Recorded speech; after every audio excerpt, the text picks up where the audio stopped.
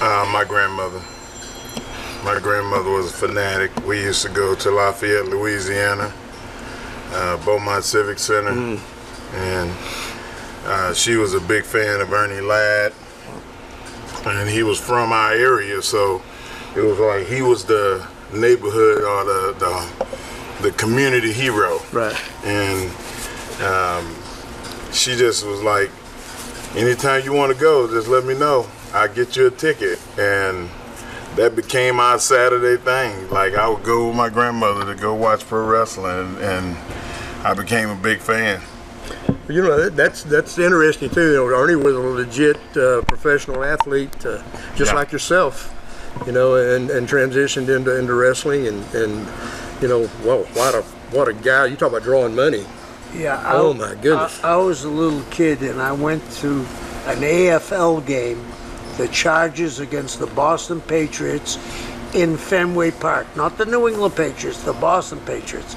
And Ernie was smart then. He took his helmet off, which nobody did, and went down and hit the goal post. And his size made the goal post go woo, woo, woo. And the other thing about Ernie, one of the classiest guys I ever met in my life. Absolutely.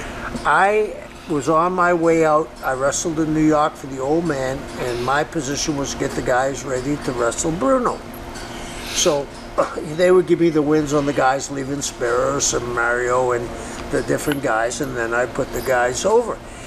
And I was booked against Ernie, and Ernie was going to wrestle Bruno the following Monday, and this was a Saturday, and they said 4 minutes. Ernie goes over with what he wants. Ernie said, we're going to go 15, and I'm going to give you the thumb. Ernie gave me about 14 and a half minutes. He gave me the thumb, feet up on the ropes, so he had a riot. And I thought, wow, he didn't have to do that.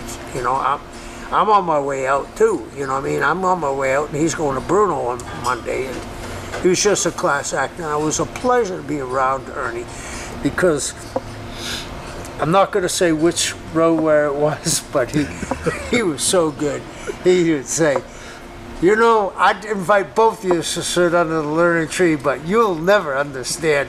The other one's, his back must be sore for carrying you this long. Correct me, guys, if I'm wrong. Wasn't he the first real black booker we had in this? Yeah, as far as I know, yeah. He was. Bill Watts. Yeah. He was a really, really smart guy too, and along with being funny, he come here, Henry, sit under the learning tree. I got something to tell you. And he was still, you know, good friends with Vince, and Vince told him what he was planning.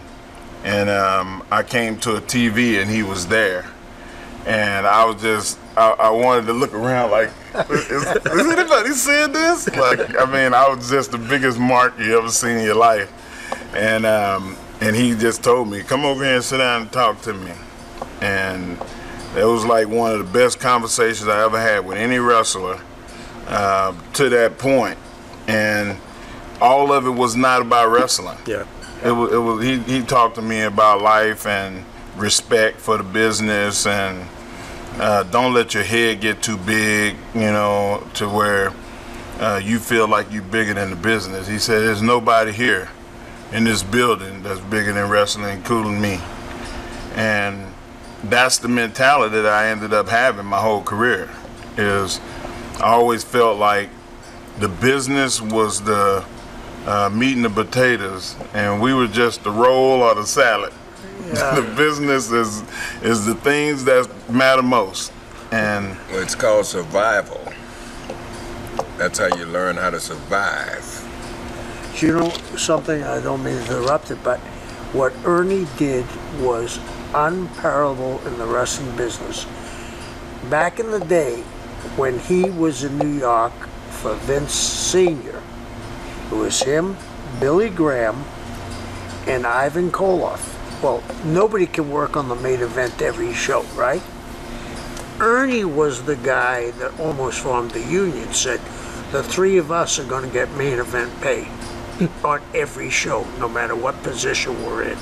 okay, maybe Koloff has wrestled San Martino, but I'm getting Pedro ready to take that strap when Bruno sits down, and I'm a real athlete. And the old man caved. Try doing that today. Yeah. Well, it's hard to find anybody that's going to stand up for the guys like that these days. But you know what? I think a lot of it is guys back then, and even now, there's people that don't take care of their money. And, you know, the biggest fear is to not to be able to pay the bills the next month. Yeah. Right. And, you know, fortunately enough for me, I had smart people around me, and I made some good decisions.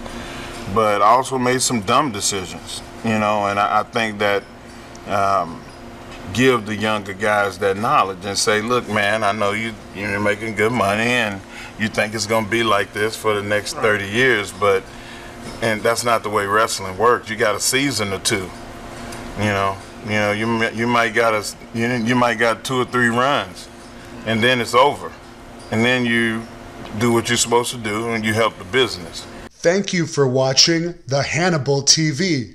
Please help me out and like this video, then click the subscribe and get notifications buttons so you don't miss any of my latest shoot interviews, match videos, or news updates.